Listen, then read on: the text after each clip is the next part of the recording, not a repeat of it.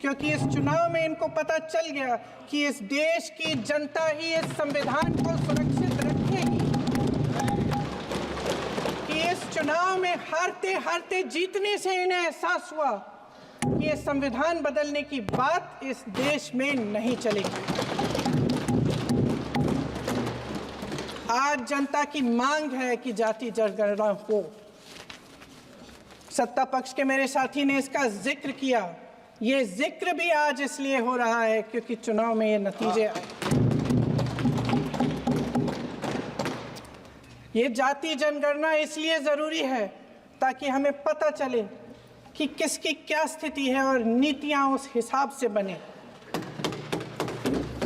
इनकी गंभीरता का प्रमाण ये है कि जब चुनाव में पूरे विपक्ष ने जोरदार आवाज उठाई कि ये जाति जनगणना होनी चाहिए, तो इनका जवाब देखिए। इनका जवाब भैंस भाग भैंस चुरा लेंगे, मंगलसूत्र चुरा लेंगे, इनका ये जवाब था। ये गंभीरता है इनकी जाति जनगणना पर। महोदय, हमारे संविधान ने आर्थिक न्याय की नींव डाली, किसानों, गरीबों और को जमीन बांटी, भूमि सुधार किया, जिसका नाम लेने से कभी कभी आप झिझकते हैं और कभी कभी उनका नाम धड़ाधड़ इस्तेमाल किया जाता है अपने आप को बचाने के लिए। उन्होंने HAL, BHEL, SAIL, गेल, ONGC, NTPC, railways, IIT, IIM, oil refineries, तमाम PSU बनाए। अध्यक्ष महोदय, उनका नाम पुस्तकों से मिटाया जा सकता है, उनका नाम भाषणों से मिटाया जा सकता है, लेकिन जो उनकी भूमिका रही इस देश की आज़ादी के लिए और इस देश के निर्माण के लिए, वो इस देश से कभी मिटाया नहीं जा सकता। 75 सालों में जनता का भरोसा रहा कि नीतियाँ बनेंगी तो जनता की भलाई के लिए बनेंगी। Whatever, my Hindi being what it is. Yeah, you are a professor, you can correct somebody's English, you can correct my Hindi, but your political philosophy, I will have to remind you, may not be correct. Sir, Honorable Member चिट्ठी लिखी है, लिखा है, I don't mind. आप समझ रहे हो बात। 9th November, sorry, please. मेरा हिंदी का मजाक मैं उड़ा रही हूँ जी, क्योंकि मैं ये ऐसे स्टेट से आ रही हूँ। भाई साहब, आप उसके पक्ष में बैठे हो ना, आप जरूर पूछिए। मैं ऐसे स्टेट से आ रही हूँ जहां हिंदी पढ़ना गुनाह लगता है, इसीलिए बचपन से हिंदी पढ़ने का मुझे रोका गया। उधर आपका झगड़ा रखो, मेरे से नहीं। झगड़ा आपका उनसे होना चाहिए जो हिंदी पढ़ने में आपत्ति बोलते हैं, आपत्ति मानते हैं हिंदी, उनसे झगड़ा करो भाई, मेरे से क्या कर रहे हो। जल्दी से उठना नहीं है, जबकि आपके मित्र पक्ष का लोग का राजनीतिक हिंदी विरोध का समझते नहीं हो आप। सर, लुक्का पार्लियामेंट्री वर्ड है क्या सर? हाँ? I didn't use any such a word. What is lukka? What is lukka? Who used it? Who used it? I have not used it at all. I am not a Hindi bhashi either. I have not used it, sir. Sir. That's right, whoever used it, right? I have not used it, sir. I'm sorry. What? I have not used it. I don't even know that word. What are you throwing it at me? You probably hear it in Assami. I have not used that word. माननीय मंत्री जी। Yeah, but I have not used the word because I don't know it. There is no lie or no. I am saying I have not used it and I have not said you're lying. I am not here to argue in those. I argue on merit. If I have not used it, why will I admit it? And first of all, my Hindi is not so rich for me to use abuses. I use barely 10 words with which मैं बोल चाल हिंदी करती हूँ जी. If only my vocabulary was rich, I'll know which is abuse, which is not. So, sir, this is a digression from the main point.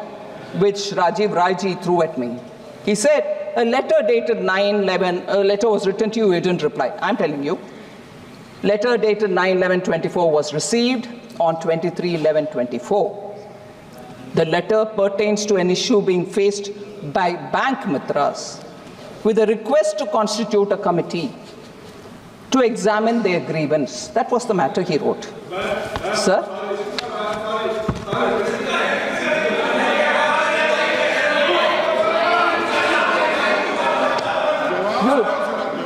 That is your letter now? Which is the letter you're talking about? Without permission, Oh, okay, sir. Okay, thank you. I'll get that detail also. But now the detail. Excuse me, भाई साहब, वो पूर्ण सशक्त है, वो बोलेंगे हमारे साथ. Don't worry. नहीं, 1 मिनट. वो ठीक है भाई, 1 मिनट. प्लीज, आपको अलाउ नहीं किया. नवंबर में इनके चिट्ठी का विवरण मैं दे रही हूं. अभी वो बोल रहे हैं दूसरी डेट, उसका भी मैं डिटेल्स निकलवा करके उनको दे देती हूं. सर, आपके सामने बोल रही हूं मैं. और ये नवंबर का चिट्ठी का जवाब मेरे से मैंडेटरी 15 दिन के अंदर एक्नॉलेजमेंट गया है उनसे, उनके पास, और उसके बाद डिटेल्ड रिप्लाई भी हमारी तरफ से चला गया इस मामले में. अगर उनके पास दूसरे और मामले हैं तो वो बोलने दीजिए, मैं जवाब उसका भी देती हूं. ठीक है, आप अभी बोल रहे हैं ना, that's fine. नहीं, अभी बोल रहे हैं. एक मिनट मंत्री जी, 1 मिनट. अंग्रेजों के राज में था. जब इस तरफ बैठे हुए गांधी की विचारधारा वाले लोग आजादी की लड़ाई लड़ रहे थे और उस तरफ वाली विचारधारा वाले लोग भय में रहकर अंग्रेजों के साथ साठ-गांठ कर रहे थे. लेकिन अध्यक्ष महोदय, भय का भी अपना स्वभाव होता है. भय फैलाने वाले हमेशा भय का खुद शिकार बन जाते हैं. ये प्रकृति का नियम है. आज इनकी भी यही हालत हो गई है. भय फैलाने के इतने आदी हो गए हैं कि खुद भय में रहने वाले हैं. चर्चा से डरते हैं, आलोचना से घबराते हैं. कई दिनों से हम मांग रहे हैं कि चर्चा करिए, लेकिन चर्चा करने की हिम्मत ही नहीं है.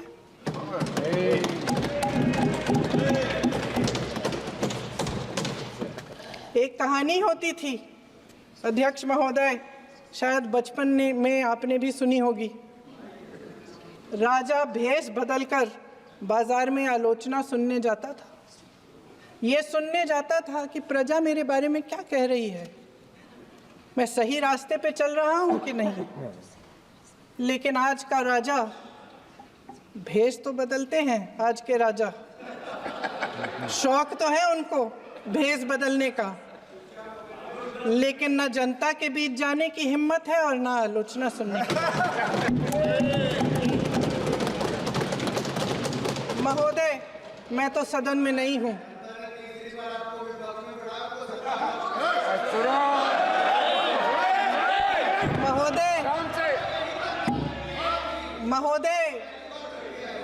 महोदय, जनता में बहुत विवेक है, ये सही है.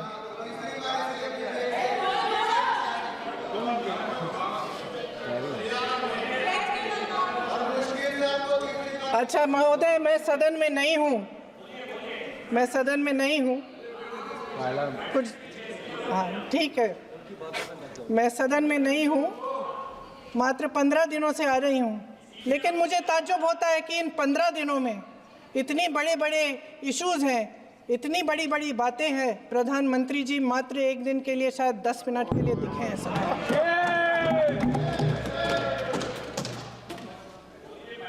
बात यह है अध्यक्ष महोदय जी कि ये देश भय से नहीं, साहस और संघर्ष से बना है.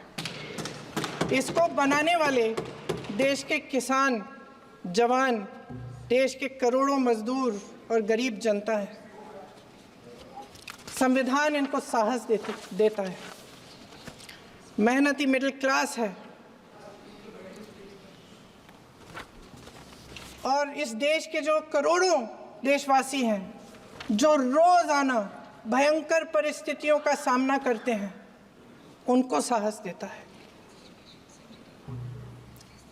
वायनाड में जो आपदा आई उसमें एक छोटा लड़का था 17 साल का। 6 घंटों के लिए उसने अपनी माँ को बचाने की कोशिश की।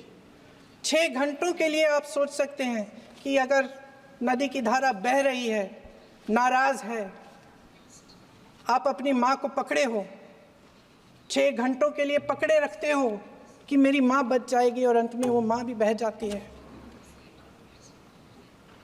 उस लड़के का साहस, उन महिलाओं का साहस जो पीड़ित हैं लेकिन फिर भी अपनी लड़ाई लड़ रहे हैं, उन संभल के बच्चों का साहस जिनके पिताजी अभी अभी गुजर गए लेकिन फिर भी उनके सपनों को साकार करने की हिम्मत है, उनका साहस है, वो साहस इस संविधान ने दिया है।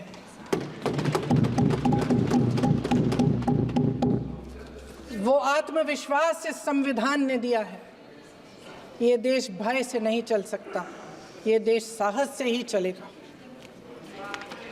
भय की भी सीमा होती है, और जब वो सीमा पार हो जाती है, जब किसी को इतना दबाया जाता है कि उसको लगने लगता है कि अब मेरे पास खोने के लिए कुछ नहीं है, तब उसमें एक ऐसी शक्ति पैदा होती है जिसके सामने कोई कायर खड़ा नहीं हो सकता। ये देश कायरों के हाथों में ज़्यादा देर तक कभी नहीं रहा है।